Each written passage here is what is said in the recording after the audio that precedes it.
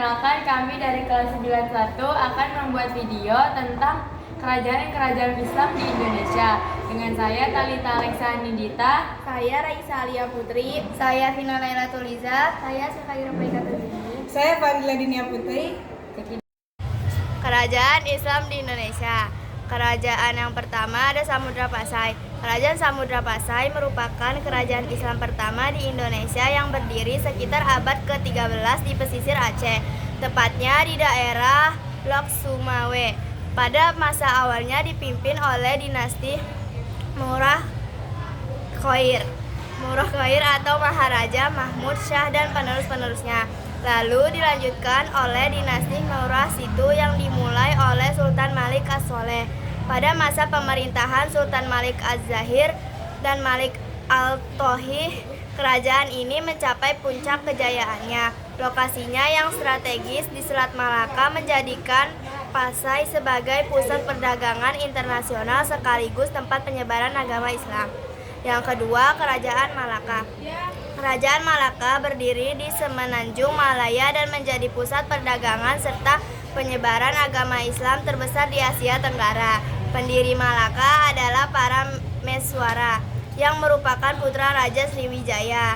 Tokoh-tokoh penting Kerajaan Mataram ada Iskandar Shah. Dari tahun 1400 sampai 1414 Masehi. Raja pertama memulai pemerintahan mengenalkan Islam di Malaka. Yang kedua, Muhammad Iskandar Shah, tahun 1414 sampai 1424 Masehi.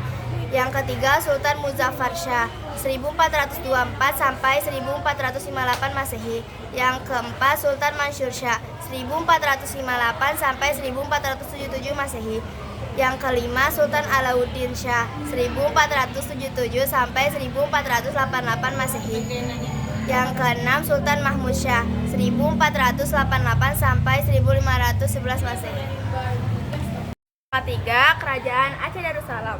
Kerajaan Aceh Darussalam dibangun pada abad ke-15, yaitu 1511 Masehi, yang terletak di Kabupaten Aceh Besar. Raja pertama Kerajaan Aceh Darussalam adalah Sultan Ali Makhayat Shah. Setelah beliau wafat, kepemimpinan Aceh Darussalam dilanjutkan oleh putranya yang bernama Sultan Sahaluddin. Pada masa pemerintahan Sultan Sahaluddin, ini kondisi kerajaan mengalami kemunduran karena beliau kurang memberi perhatian terhadap pemerintahan. Kerajaan Aceh Darussalam pernah mengalami kemajuan ketika dipimpin oleh Sultan Haluddin Riayat Shah Al-Khair dan Sultan Iskandar Muda. Yang keempat, Kerajaan Demak. Kerajaan Demak adalah kerajaan Islam yang melepaskan diri dari Kerajaan Majapahit. Raja pertama Demak adalah Raden Patah yang bergelar Sinapati Jimbun Ngabdurrahman. Penembahan Palembang Sayyidin Panatagama dengan dukungan penuh dari para wali. Raden Patah diangkat menjadi raja dengan dipimpin langsung oleh Sunan Ampel Denta. Di area kepemimpinan Raden Patah, wilayah kekuasaan Demak terdiri dari Jepara, Tuban, Sedayu, Palembang, Jambi, dan beberapa daerah di Kalimantan. Raden Patah wafat pada tahun 1518 Masehi. yang kelima, Kerajaan Banten. Kerajaan Banten didirikan pada tahun 1526 Masehi oleh Syarif Hidayatullah atau Sunan Gunung Jati. Setelah berhasil merebut Banten dari penjajahan serta melepaskan diri dari kekuasaan Demak, kerajaan ini kemudian menjadi kesultanan yang merdeka ketika Demak runtuh. Maulana Hasanuddin atau dari 1552 sampai 1570 Masehi menjadi raja pertama. Ia mengembangkan pelabuhan, memperluas wilayah kekuasaan, dan menjadikan Banten sebagai pusat perdagangan lada serta penyebaran Islam di pesisir barat Jawa. Kejayaan Banten dilanjutkan oleh Maulana Yusuf dari tahun 1570 sampai 1580 Masehi.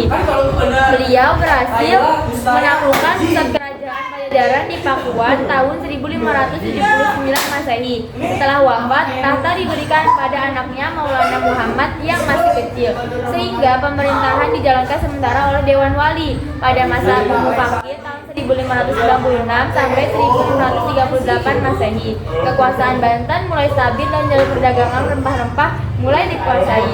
Banten menjadi pusat perdagangan internasional yang ramai dikunjungi pedagang asing. Sultan Abu Ma'ali Ahmad Rahmatullah dari tahun 1638 sampai 1651 Masehi melanjutkan kebijakan sebelumnya dan memperkuat aktivitas dagang serta hubungan dengan daerah Sumatera. Sultan Ageng Tirtayasa dari tahun 1651 sampai 1682 Masehi membawa Banten pada masa puncak kejayaan. Ia memperluas wilayah, memperkuat armada laut, membangun pelabuhan internasional, dan menolak campur tangan VOC. Namun, pada akhir pemerintahannya terjadi konflik dengan putranya Sultan Haji, sehingga VOC masuk dan membantu Sultan Haji. Pada tahun 1682 Masehi, Sultan Ageng berhasil dikalahkan dan sejak 1692 Masehi, Kerajaan Banten sepenuhnya berada di bawah pengaruh VOC. Yang keenam, Kerajaan Mataram. Kerajaan Mataram didirikan oleh Sutawijaya yang bergelar Panembahan Senopati. Setelah wafat, kepemimpinan dilanjutkan oleh Mas Jolang dan kemudian mencapai masa kejayaan di bawah pemerintahan Sultan Agung Hanyokrokusumo dari tahun 1613 Masehi hingga 1645 Masehi yang berhasil menyatukan hampir seluruh Pulau Jawa. Setelah Sultan Agung, Kerajaan Mataram dipimpin oleh Amangkurat I dan Amangkurat II. Namun, akibat perjanjian, Kerajaan Mataram terpecah. Perjanjian Giyanti memecahnya menjadi Kesultanan Yogyakarta dan Kasunanan Surakarta. Sedangkan perjanjian Salatiga memecah Kasunanan Surakarta menjadi Kasunanan Surakarta dan Mangkunegaran. Pada tahun 1813 Masehi, Kesultanan Yogyakarta juga dipecah dengan munculnya Kadipaten Pakualaman. Akhirnya Kerajaan Mataram terbagi menjadi 4 kerajaan kecil, yaitu Kesultanan Yogyakarta, Kesunanan Surakarta, Mangkunegaran, dan Pakualaman.